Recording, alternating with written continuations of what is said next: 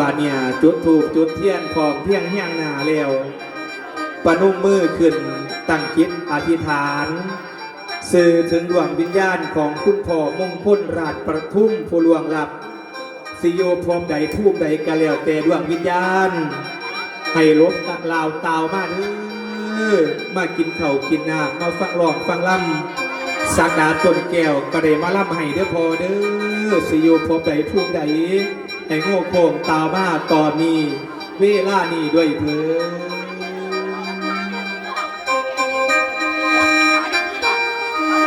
โอ้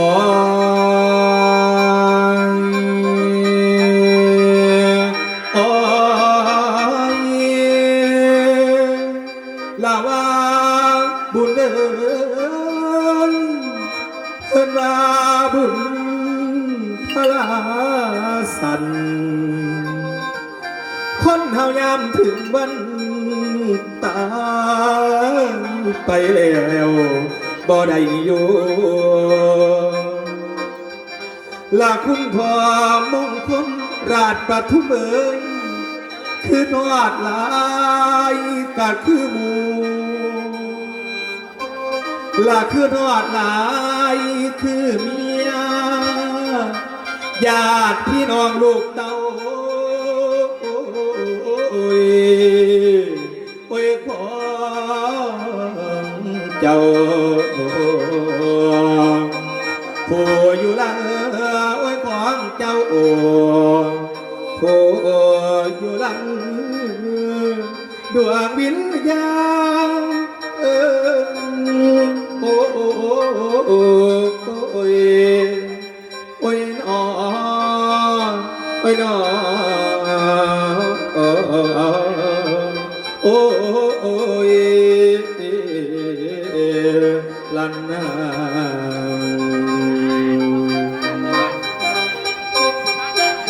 บัดนี้ว่าโอ้หนออุกไหลเด้อุกเสน่หาฝันตกถึงย่ำไกลกันบ่มีได้กลับตาเท้าและเข้าบ่ส่งให้ไปเทบ่ว่ายังเดือนและดาวอยู่ทั้งฟ้า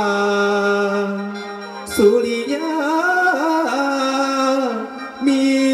มือไม่คือทอดดีรู้โตดี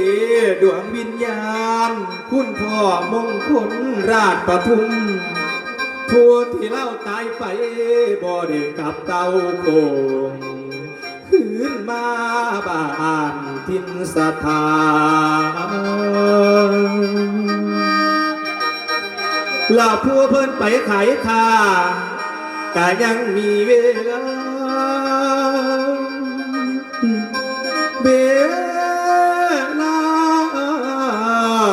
ได้ขึ้นบ้านได้ขึ้นซองไปขายข้าวขายของเพิ่นกะกับเตาโคงขึ้นบ้านทิมสถานชื่อว่าความตายนี้ไทยเดโนผ้าเอิญก่อนผ้าเอิญก่อนเจ้าได้ตายจากเพื่อนเจ้าได้ตายจากบ่อนตายจากเมียตายจากผืนเสื้อผ้าตัวเจ้าได้นุ่งทรงเดินตามทางโคตรโค้งแนมลงทงไว้ใจลอยเหลียวเห็นห้อยคันเทนะพ่อแม่เขาเคยฝันอาสจันเจโอแนวของโตเป็นของเพิ่นแม่นสิเอิญแล้วเอิญแม่นสิเอิญแล้วเอิญโตเจ้ากะบ่คืนวิญญาณ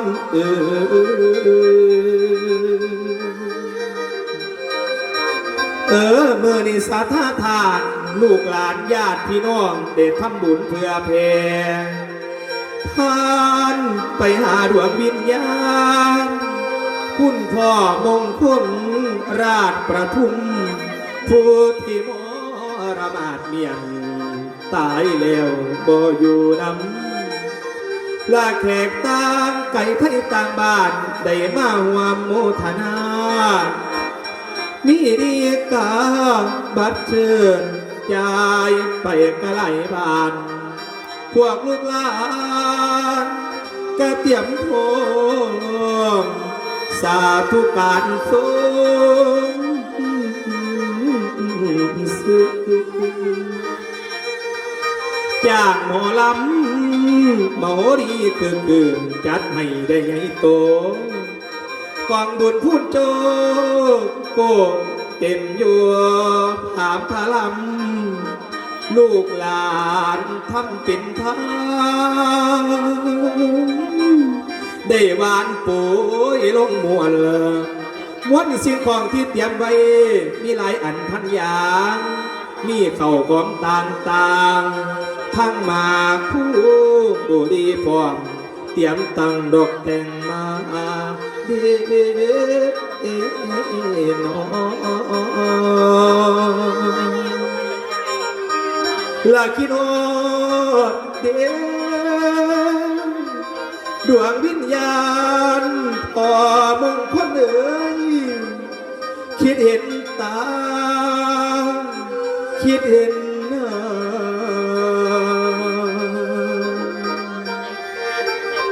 ลูกตัวเด็กเจ้าผู้ตายไปโลกนาบ่ได้อวยดอกคือหลังเดโนเหลือแต่ห้อยนอกหอ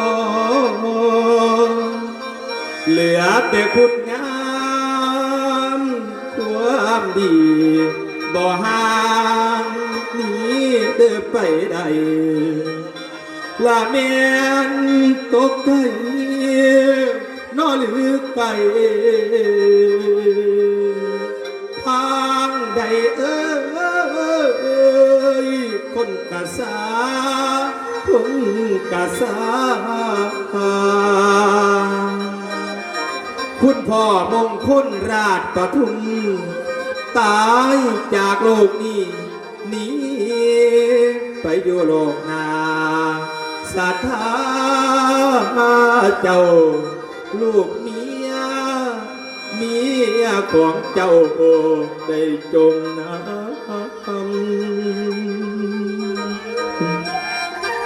ญาติพี่น้องมีข้าวน้ำโภชนาอาหารทั้งของหวานของข้าวสิเปล่าเอิญวอนเอิญก่อนสิเชิญเอาเจ้า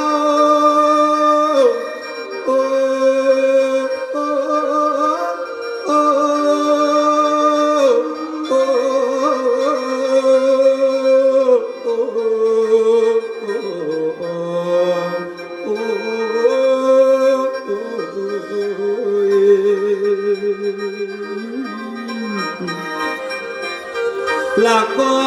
นสิเชิญเอาเจ้าดวงวิญญาณที่ลอยผ่านมาเด้อเอิ่นสื่อเพิ่นนามสกุลเพิ่นมาหับเอากองบุญเด้อพ่อมงคลราชประทุมมาหับมาห้องเอากองบุญเด้อมาหับเอาผลทางก่อนสิไปโลกหน้าสักดาหน่อยสิกล่าววอนบัดนี้ว่าสาธุสาธุเด้อ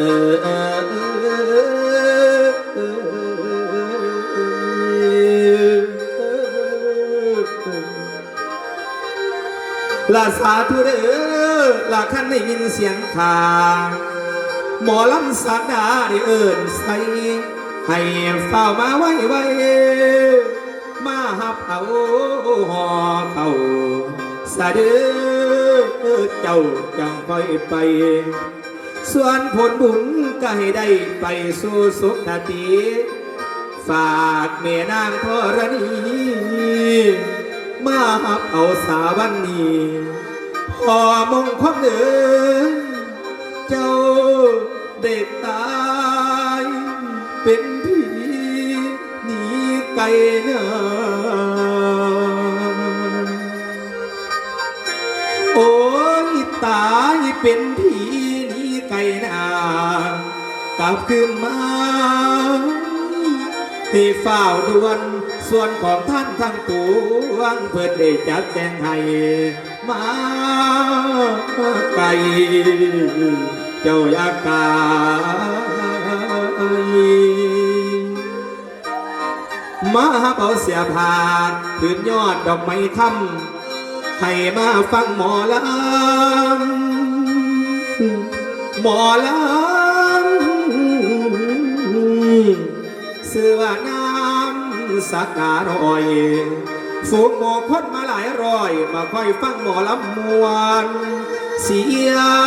งของดังวันอยู่กองบุญในบ้านลันคองจัก3 เดือนเด้อเสียงของดังวันดวงวิญญาณคุณพ่อมงคลราชประทุมกลับมาเด้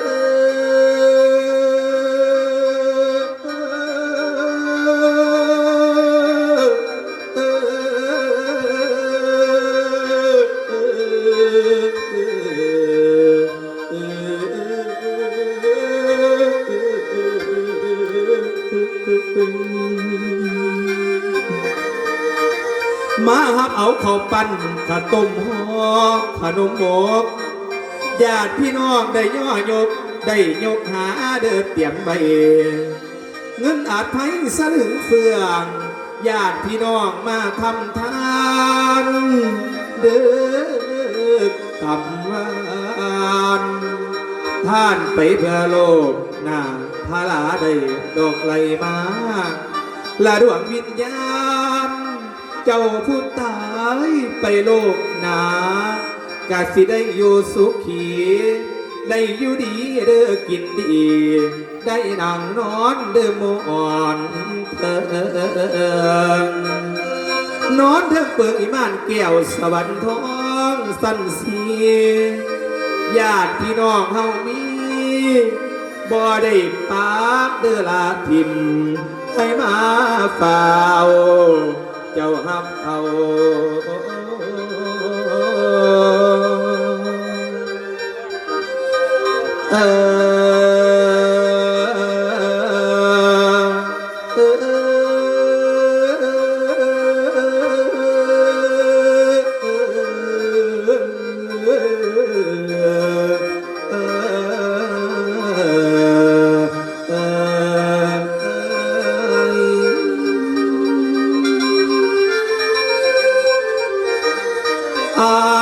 กุศ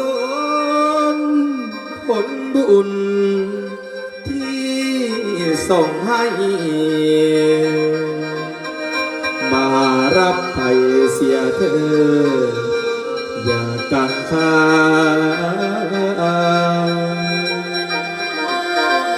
ลูกหลานญาติพี่น้องได้ทำบุญเมตตาให้เจ้ามารับเอาอย่าเศร้าใจถ้าดวงวิญญาณคุณพ่อมงคลราชประทุมได้ยินมารับเธอได้ไปเกิดชาติใหม่เมืองสวรรค์เมืองมนุษย์อย่าได้มีสิ่งผูกพันขึ้นสวรรค์อิมานเมนแดนถึง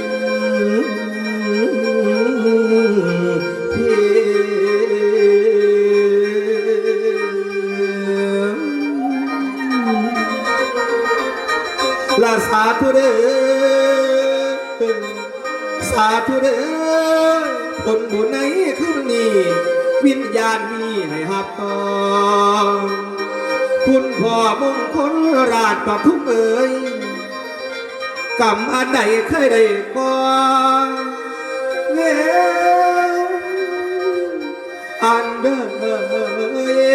มที่สร้างไว้เคยสร้างไว้อภัยให้เบียดเกี่ยกันให้เมื่อฟ้าสู่สวรรค์ดวงวิญญาณโอ้โอ้ยโอ้ยน้อโอ้ยน้อโอ้โอ้ย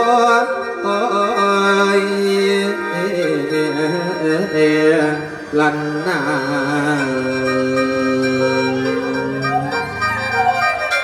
สาธุเด้อดวงวิญญาณคุณพ่อมงคลราชปทุมขอให้ดวงวิญญาณเจ้าผู้ตายไปโหเมื่อโมทนาซื้อนอมเอาถอนยาได้ลืมมือเงินเศร้าตอนตักบาทจังหันคุณพระสงฆ์สังฆ